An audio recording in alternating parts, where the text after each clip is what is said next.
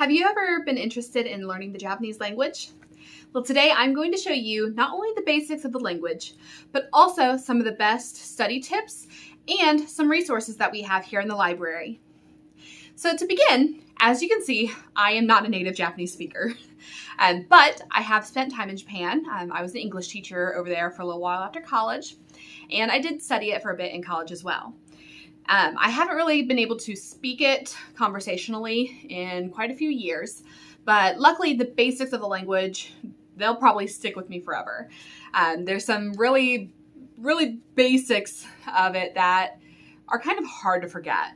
Things like the pronunciation, identifying the characters of the kana, and just a couple other things that I'm gonna go through with you today. So to begin, I want to first look at some of the resources that we have here in the library. So we do have a handful of different books as well as audio that you can check out with a Speedway library card. But you can also use your library card for a program we have called Gale Courses.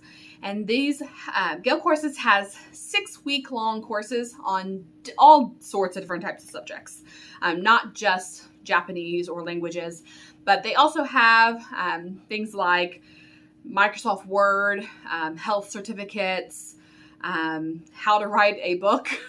They have a whole bunch of different things, but they do have a Japanese course on there as well. And then the other thing we have is Mango Languages.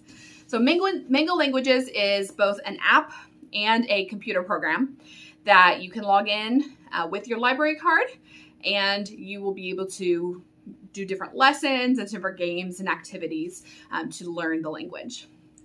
So that is what we have here. We definitely encourage you to use them. And if you have any questions about them, please feel free to ask. All right, let's start with the Japanese writing system. So Japan has 3 different types of writing systems, 4 if you count the Romanized characters. So there's hiragana and katakana.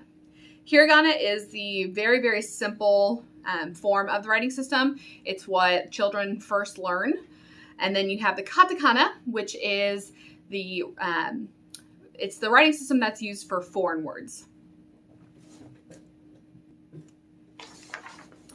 And they're basically the same sets. So if you have a ka in hiragana, you're going to have a ka in katakana as well.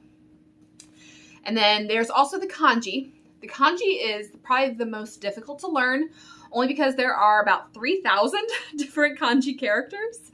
And these are the ones that are very intricate looking. And they're the ones that are borrowed from the Chinese system. So sometimes they might have the same meanings as the Chinese characters, but for the most part, they have kind of developed and changed with time into their own. So those are the main 3. And then you also have, like I said, what's called Romaji, and those are the Romanized versions of their characters. So for example, if I have the hiragana ka, it would be written in Romaji as ka. So when studying the Japanese language, sometimes it's easier to begin by looking at those the Romaji, especially if you are learning just for, like, let's say survival Japanese. You're going over there for a 2-week vacation and you are just interested in learning the basics of the language to get by for those 2 weeks. Romaji will be very helpful. I would also, though, recommend learning the katakana, because if you're wanting to order from McDonald's or any sort of, non-Japanese restaurant, most of their menus are going to be in katakana. On the plus side, though, because the katakana is used for foreign words, most of the time they sound like those foreign words. So for example, if I went to McDonald's and I really wanted a double cheeseburger with no pickles, no onions, and I wanted the combo, I would order that by saying, double cheeseburger setto, pickle suto onion nashi onegaishimasu. So double cheeseburger set, no onion, no pickle. And then even the sizes sound like they are. Emu, eru, esu, medium, large, small. I don't know why they say the letters instead of, small, medium, large, but that is how they do it. So those are the 4 writing systems. Like I said, the 3 main ones plus the Romaji. Now for the hiragana and katakana, which I said are the very basic ones, those have 46 character sounds in them. Now you can add an additional 25 by adding these little diacritical marks here. So these diacritical marks, they change a one consonant sound to a different consonant sound. So for example, if we have a ka and we add a diacritical mark, it becomes ga. If we have ta, it becomes da. So K to G, T to D. Then if we have sa, it becomes za.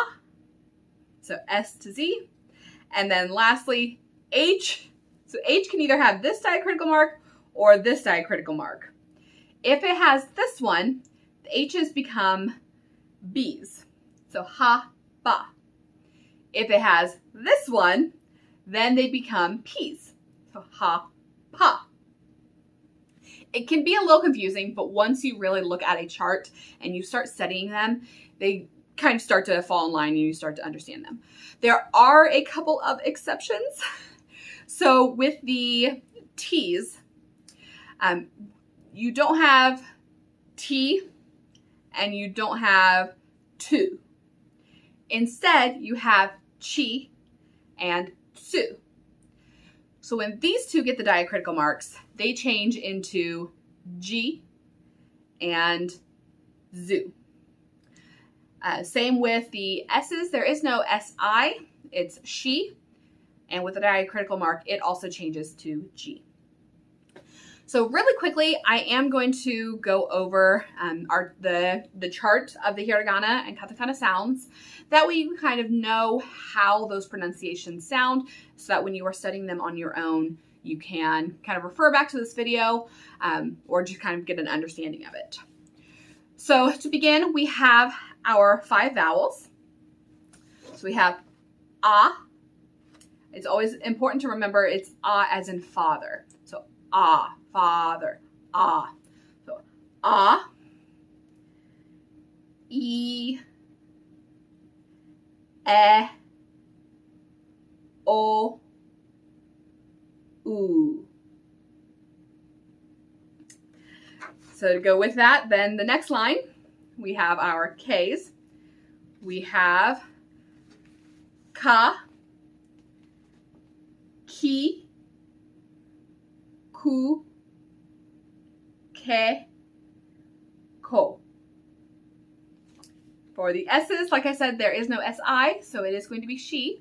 So we have sa, she, su, se, and so. With our T's, like I said, there is no TI or TU, so these are different as well. So we have ta, chi, tsu, te, to. That tsu can be a little difficult because it is mixing a T and an S into the same sound. So tsu, tsu. So it's one of those, again, you just kind of have to keep practicing it. But pretend like you're trying to say a T and an S at the same time. Tsu. All right, then for the ins, we have na, ni, nu, ne, and no. Now, in also can stand on its own, but it is completely like its own character. And I will go over this in just a second. Then for the H's, we have ha, he.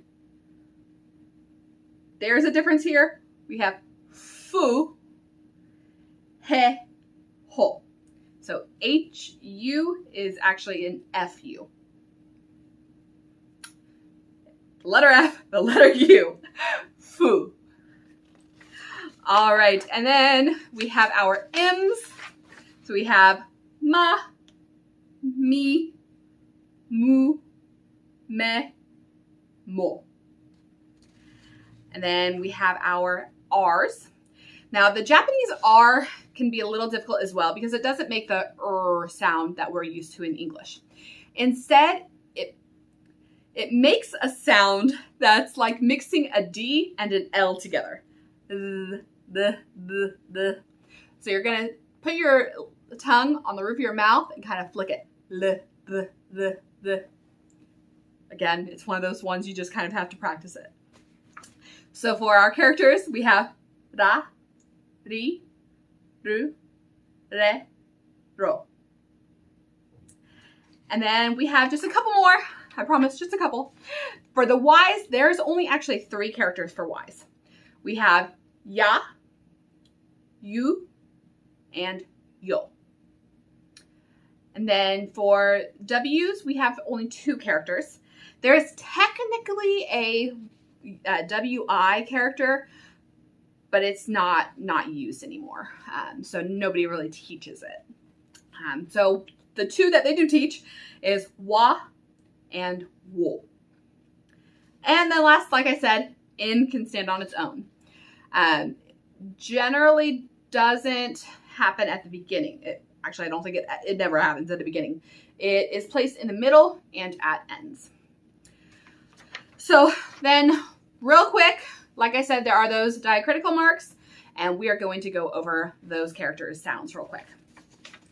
So we have, for those K's that become G's, we have ga, gi, gu, ge, go.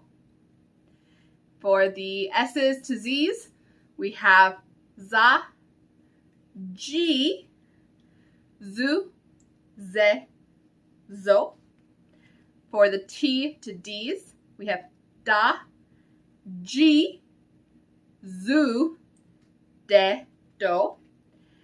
And then for the H's, like I said, if it has this one, it's the B's. If it has that one, it is the P's. So for this one, we have ba, bi, bu, be, bo.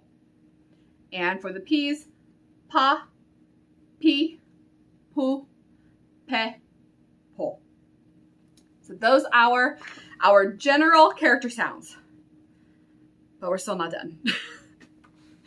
So there are a couple other things you can do. One is the contracted sounds. So this is when you have a I vowel character, not the single I, but when it's a letter with an I. So like K-I, the key, or chi, or re. And you add one of those Y characters to it. So if you have ki, and then it becomes small. So if you have a ki and a small u, it becomes Q. Almost like a letter Q. Or another example, if you have ni and ya, remember small. If it's a big ya, then it's niya. But if it's a small one, it'd be nya, nya. You try to connect those 2 consonant sounds together. So we have kya, kyu, kyo, sha. So this one you don't put if it's the she sound, that one actually drops the Y. So sha, shu, sho. Same with the CH, the chi. So cha, chu, cho. Nya, nyu, nyo. Hya, hyu, hyo. Mya, myu, myo.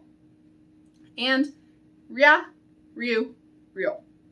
And then you can also do these with the characters that have the diacritical marks as well.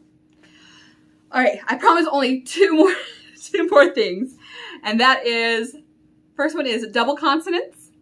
You can make a double consonant sound when you have a small su after a character. What that small su does is it doubles that consonant right after it. So for example, if we have the characters ka, small tsu, and ta, you put it together, it would look like this in Romaji, and then you have ka-ta, ka-ta. Now, you don't go kata. You actually end up doing a pause. Kata. Kata. For example, another one, if we have the word for magazine, zashi. Zashi. Zashi. That pause in there is what signifies that double consonant. This can also happen with that individual in, which can go in the middle of a word and double consonant. So if we have, for example, 3 years, sannen, sannen, sannen. You have sa, the in, and then nen. And then the in again by itself. So sannen. But again, you put a pause in there, and that kind of signifies what it's doing there. All right, and the very last thing is long vowels. So I realize this is taking a very long time to do these pronunciations, but I feel that it is important to have a pronunciation background in order to be able to move forward with studying vocabulary and grammar. So again, very last one is double vowels. Double vowels will give you a long vowel sound. Now it will use the first vowel will be in one of our hiragana, character sets, and then it will be an individual vowel. So for example, if we have o, ba, the individual a, and then san, oba-san, oba-san. So we hold that a sound, oba-san. So oba-san means grandmother, and it's not to be confused with oba-san, which means aunt. So if you are out and about and you are talking, trying to talk politely to a lady, and you call her, you would want to say oba-san, with a short oba-san. It's kind of even though it means aunt, it's kind of a term of endearment for a woman who is older than yourself. But if you accidentally hold that a and call her oba-san, she's gonna slap you. Not really. They're not going to slap you. But she is going to be very, very offended. Because instead of just calling her, a woman who is slightly older than you or a little bit older, you called her a grandmother. So you got to be careful about those long vowels. But again, it's going to be that character, long vowel, or the individual vowel, and then the ending. All right. That is the last... I take that back. Sometimes you drop the U at the very end of a word. So for example, suki desu. Instead of saying suki desu, you say suki desu. Suki desu, which means like. You also do this with the first grammar that we're going to look at. So before we get into grammar, though, we are going to learn some of the Japanese basics that you do need to know for at least survival Japanese. Now, there are going to be differences both in grammar and in these greetings of casual way of saying things versus the polite way of saying things. And this is very, very important, especially if you are really, really starting to learn the Japanese language, because if you are going into like a business meeting or just talking to, a potential employer, or even just, trying to talk very, very politely to someone, you're not going to want to mix that up with the casual form. Now, as a foreigner, going into Japan, you are going to be given a little bit of leeway, especially if you are not going there, for a higher up type position or anything. They'll give you a little bit of slack. And for the most part, what I learned is if you are trying to communicate with them in Japanese and you're forgetting a word or you can't remember what it was you were trying to say, they will actually most of the time try to speak to you in English. So if you're just going over there for vacation, just knowing the very basics is going to be all you really need, unless you really want to learn, which I highly encourage because the Japanese language is just fantastic. So, alrighty. So with, I will put up here if it is casual or polite and the differences. So first we have good morning. We have ohayo, ohayo gozaimasu. So one more time, ohayo, ohayo gozaimasu. So that gozaimasu made it more polite. Or good afternoon. Konnichiwa. Konnichiwa gozaimasu. Or good evening. Konbanwa. Konbanwa. And this one I don't know if I never learned a polite form for konbanwa. I think because it's not used as often. The next one, everyone kind of knows the word sayonara. Now, it's sayonara, sayonara. But this one you don't really want to use all that often, unless you are saying goodbye and you are not going to be seeing them for a very, very long time. So sayonara is more of a forever or very, very, very long time goodbye. If you're just saying, hey, see you later, you want to say jamata, jamata, jamata. Like, hey, see you later. All right. Next we have good night. Oyasumi. Oyasumi nasai. So oyasumi. Oyasumi nasai. That nasai makes it more polite. All right. Next we have thank you. So everyone knows domo arigato. So this one is, you can use domo if you're just wanting to say, hey, thanks. You say arigato. Arigato. You can make it one step more polite by saying arigato gozaimasu. Arigato gozaimasu. If you want to make it extremely polite, like, oh my goodness, thank you so much, you would add domo to the very beginning. So, domo arigato gozaimasu. Domo arigato gozaimasu. So that like strengthens the thank you on there. Next one we have is very, very popular, very, very common to say. I said it all the time, and though I don't know, I didn't really have it said to me, so I don't know if that's because I was a foreigner and they were intimidated to speak to me, or if it was because the same way we do. But the next one is excuse me, or not at all. Or sorry, excuse me, or I'm sorry. And that is sumimasen. Sumimasen. So it's, oh, sumimasen.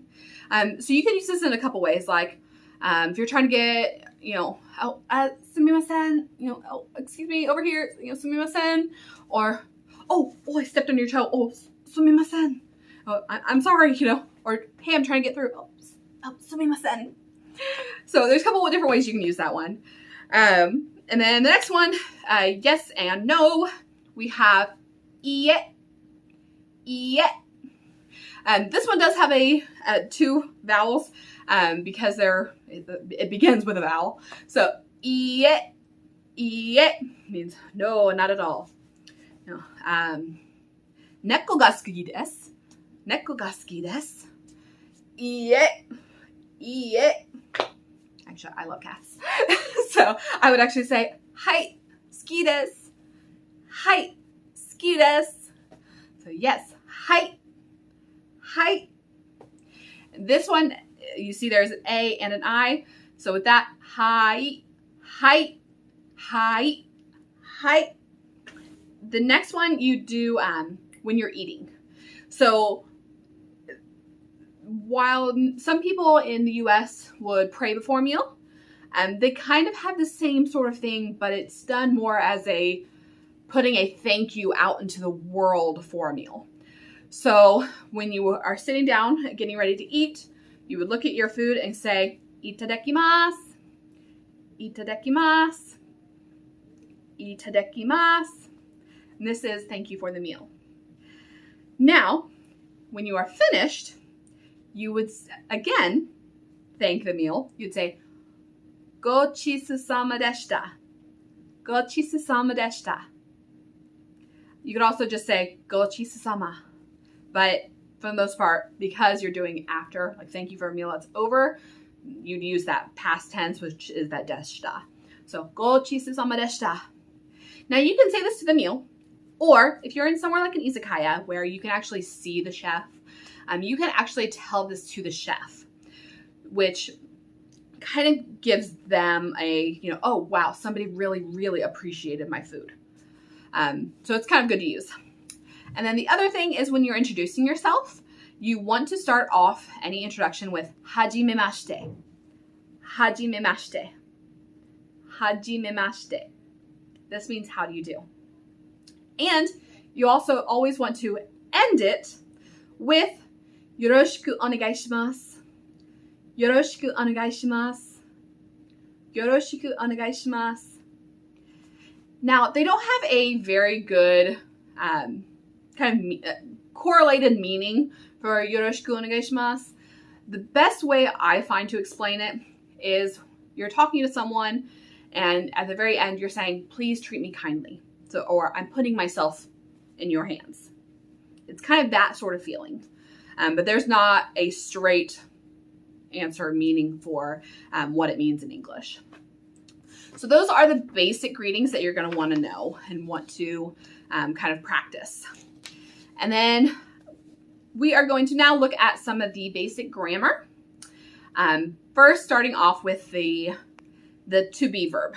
There isn't really a to be verb, but it's essentially this one. They say that it's not a verb, it plays like one, and that is des.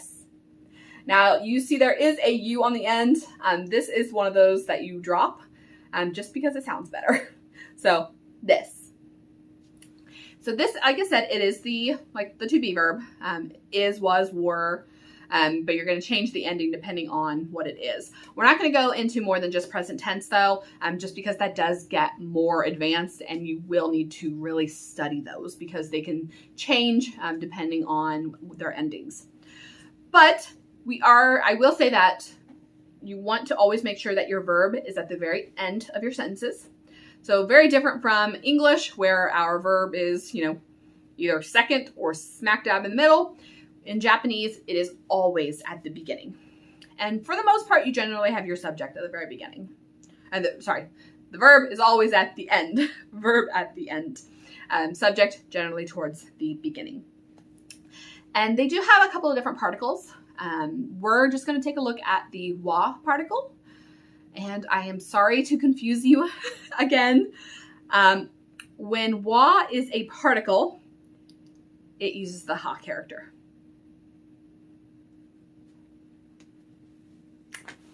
They just like to confuse you sometimes. But remembering that there is a wa that's supposed to be in there will help you when you're reading a sentence to know, oh, that's a ha character, but it's acting as a wa. So wa is always after a subject. So if I'm saying me, watashi, me, I, watashi, if I'm using it in a sentence, I'm going to add wa after it if I'm the subject. So watashi wa. And then, like I said, des is going to be at the end. So if I want to say who I am, I just need to add my name in the middle. So watashi wa Ashiri desu. Watashi wa Ashiri desu. The easiest way to explain this is X, wa, Y, des. X is your subject, and then wa is your noun, and your verb is at the end. And then, like I said, wa is your particle. So X, wa, Y, des. Now, let's say if I want to say my name is Ashley. Now, I need to throw name in there as well. So this is noun no noun. So, watashi wa, Woo. I would say noun no noun. Watashi no namae wa Ashiri desu. So I'm saying the name of mine is Ashley. Watashi no namae wa Ashiri desu. We can also use this with phrases such as Takashi no pen. It's Takashi's pen. So you want to do, the first one is going to be the furthest restriction, and the second one's going to be the main idea. So whose pen? Takashi's pen. Takashi no pen. Whose pen? Ashley's pen. Ashiri no pen. And then you can throw those in sentences as well. The last thing I'm going to teach, and we are going to end on this, is a question. So there's a lot of different question words. A lot of times you use the particle ga instead of wa with them. But you don't add a question mark to the end of question sentences. Instead, you use the period, which you'll notice does look a little different, but you end it with ka. So if I'm saying, let's see, これは何ですか? What is this? これは何ですか? So if I said これはpaper です. This is paper. This is paper. これはpaper です. But if I'm asking what it is, I would add ka at the end. これは何ですか? 何ですか? Nani? What? So that is the very basics of the Japanese language. I hope that this helps. I hope this really prompts you to learning the language. And like I said, we do have lots of resources here at the library. We have some amazing books. We have a really, really nice set of books that come with audio, and as well as some travel guide type, survival Japanese books, and some different ones on learning the kanji, which, like I said, those are the very, very, difficult to learn characters that are borrowed from the Chinese language. They are easier as you go along, but I will say that it usually takes the Japanese 18 years really to fully learn all 3,000 characters. They learn a set number of them each year in school. And so the Japanese people, they're not going to fault you if you don't know them. Also, along with that, usually because it's not expected for anyone who hasn't graduated school to really know all 3,000 of those kanji, they usually have, I know it's going to sound like another writing system, but what's called furigana that you will notice on the side of hiragana. And this gives you the hiragana pronunciation of the kanji. So that is where I am going to end. Everyone, thank you so much. I really hope this helps. I really hope that you learn the language, and I hope that you continue studying. If you have any questions, please, please, please feel free to ask. You can either come in and talk to me here at the library. You can send us a message on Facebook, comment on YouTube, on Facebook, or even send us a message through our website. All right, everyone, thank you so much, and I hope to see you next time. Bye.